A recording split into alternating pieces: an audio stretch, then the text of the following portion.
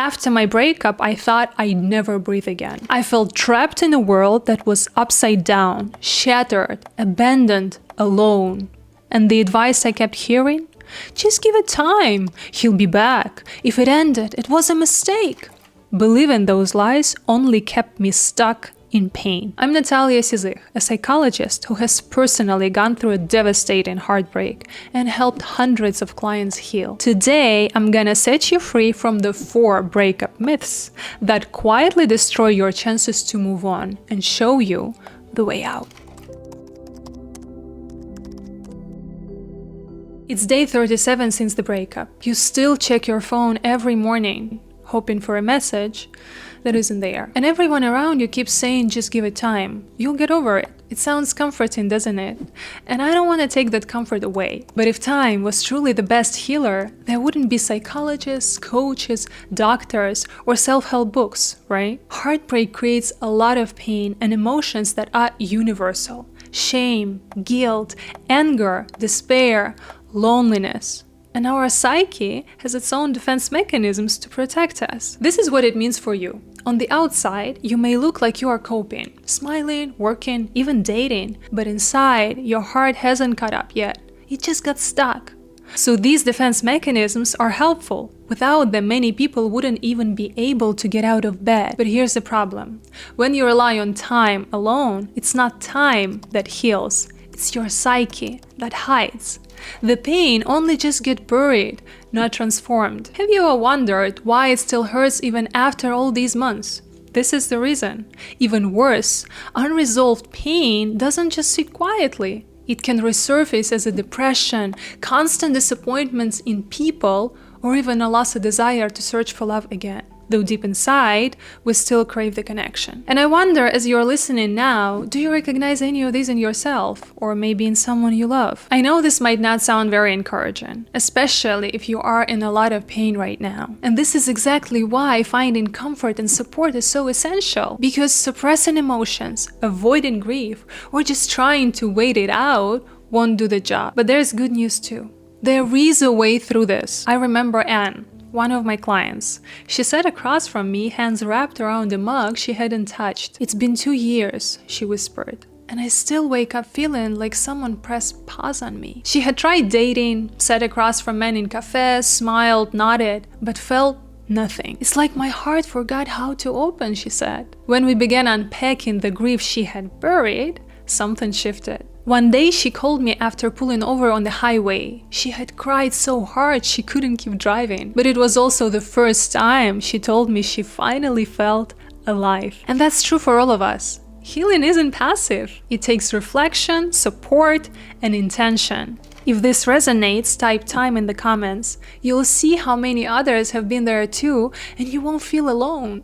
And I know all of this not only as a psychologist, but as someone who lived through this dark time with no light at the end of the tunnel for months. And this is exactly why I'm on a mission to make sure you don't stay trapped there the way I once was.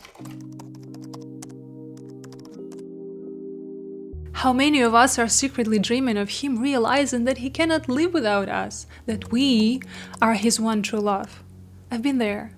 And the truth is, this thought crosses the mind of almost everyone after the breakup. It's perfectly normal. So if your ex showed up today, would you take them back?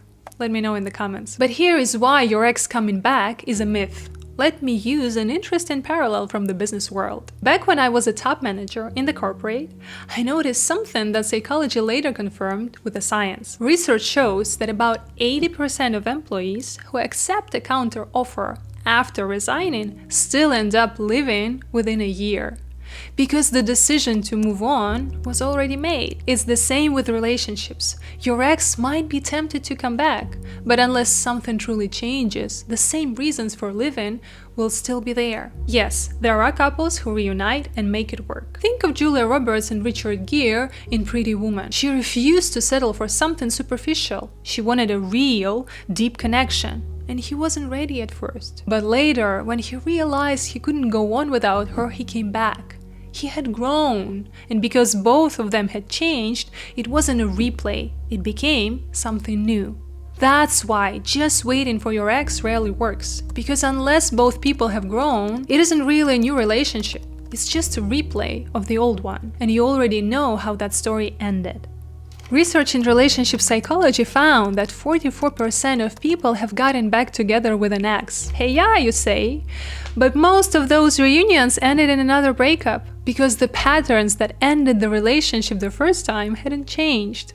So yes, sometimes exes do come back, but that doesn't always mean they should. And you definitely don't want to put your life on hold waiting for someone who had already left. Because whether he returns or not, your growth, your clarity, your healing, and your happiness will always move you towards the love that's right for you. Whether it's an ex with a new bargain or someone else who is ready to love you as you are. There is also another hidden belief that quietly sabotages your chances, and almost everyone falls into it without noticing. Let's reveal it because it might be the very thing holding you back right now. Breakups are final. An ex is an ex for a reason. Those words can feel like knives. You don't want to let go. It's too painful. It's like cutting off a part of yourself. But in reality, this can also be the very thing that helps you survive. You see, our mind hates uncertainty. Have you noticed yourself swinging between extremes? It's really over. I'll never see him again. Or maybe he'll come back. Maybe I can fix it. Maybe if I change, he'll love me again. This constant tug of war is torture. You feel suspended in limbo, unable to grieve, unable to move forward. While part of you knows you need to let go, another part desperately clings to the hope of comfort, of safety, of love. Some people live like this for years. Think of women who wait for married partners who promise they'll divorce someday. Their whole life is frozen around that promise. That's why accepting the breakup as final can actually be helpful. It gives you solid ground. It allows you to acknowledge the hard truth. This relationship ended. And once you do, you can begin to move on, to suffer through the pain, grieve, yes, but also stay alive in the present instead of clinging to the past. I've been there too. I remember my own engagement. In the beginning, it felt magical, sensual, emotional. We even seemed aligned on our goals. But as the time passed, I realized he wasn't the man of my dreams, the man I wanted to marry or have children with. My rational mind was very clear. I went out. But my body went into panic, pulling me back towards his arms, begging me to stay in relationship just to feel safe, loved, and comforted. Have you felt that? That despair, that sense you cannot go on without him, isn't weakness. It's your body replaying an old definition of love. A definition shaped in childhood, when love sometimes came with pressure, neglect, or conditions. Even pain can feel like home because that's what your nervous system learned to call love. So when a relationship ends, you are not only saying goodbye to your partner, you're also letting go of the shape of love your body has always known. That's why it feels like losing the ground beneath you. That's why it feels impossible. And yet, here lies the hidden gift. When the bubble of relationship bursts, you are forced to return to yourself. Yes, it hurts. Yes, it feels like the end of the world. Yet once the pain no longer clouds your clarity, you can finally ask yourself, what do I really want? How do I deserve to be treated? What kind of love do I long for? And you, deep inside, have always had that softer voice. That quiet essence that whispered you weren't truly happy. The one that dreamed of something more, something bigger, something brighter. During the relationship, that voice was drowned out by fear, by old patterns, by the need for comfort. But when the breakup comes, when the bubble bursts, you finally have the chance to hear it again. And if one day your ex does come back, it won't be a replay of the old story. It may become a new one if you've both grown, and if you will still want him. But the real gift of a breakup isn't about whether they return. The real gift is that you come back.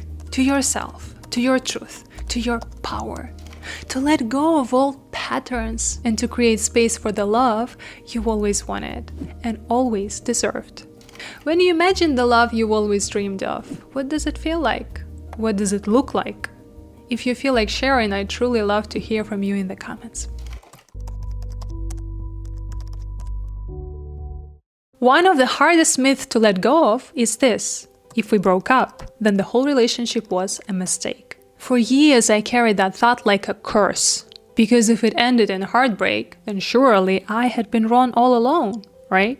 Let me tell you why this isn't true. I grew up in a family where love was upside down. My mother's acceptance came only if I bent to her rules, which changed from moment to moment. My father, on the other hand, was absorbed in work and in my mother, and saw me less as a daughter and more as a rival for her attention. Love was never steady, never safe, never unconditional. And when that is the world you are born into, that's the world you live in.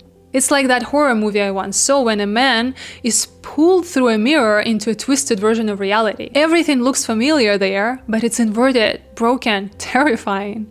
That's the world of a traumatized child. You see others living with ease and connection, but you yourself are trapped in the upside down, never finding the door out. That was me. But then he appeared. From the very first moment, he felt different. He saw me, he listened, he cared. Our connection wasn't only physical or emotional, it felt older than this lifetime, as if we had touched hands centuries ago. I even had visions of us in past lives, how I was getting married to him, as if he had reached for me again and again. And this time, he reached right through the mirror, into my broken world. And for the first time, I felt love the way others must feel it. I felt whole, I felt connected, and I believed with every fiber of me that I had finally found my home, that I would no longer be alone, that I had discovered the place where I could blossom, stay safe and love for the rest of my life. The connection felt so real, so undeniable, that I didn't even realize that mirror was still there, separating us. So imagine what happened when we broke up. When he left and never came back to reach for me again. When I was left alone in my cold, empty world, knowing he still existed out there but no longer wanted me, I shattered into a million pieces. Because I had lost the only lifeline I had ever known. What was given to me without explanation was taken away just as suddenly. The grief was unbearable. I cried for days and nights, hoping for a savior, but no one came. And the emptiness wasn't just deeper than before, it felt hostile. As if the world around me was no longer neutral, but wanted me, was slowly coming after me. The fragments of myself scattered across the floor were like lifeless shards, impossible to gather, impossible to mend. Staying in that silence, waiting for a miracle, hoping for him to return, for anyone to hear my cries, for someone to help me back to life, but nothing happened. No one came. No miracle existed anymore. And when the hopelessness had emptied me completely, when even despair itself had burned out, something in me surrendered. Not in a triumph, not in strength, but in sheer exhaustion. And from that place of giving up on being saved, I began, slowly, to do the only thing that was left, to pick up the fragments of myself, to reassemble myself piece by fragile piece. And this time, I wasn't rebuilding according to the mold my parents had left me. It was gone. I wasn't shaping myself out of fear, out of survival, out of trying to deserve love. I was carefully reconstructing from the memory of what my soul already knew. Love that was real, connection that was true, acceptance that was unconditional. And here's what I finally understood. He wasn't a mistake. He was a messenger.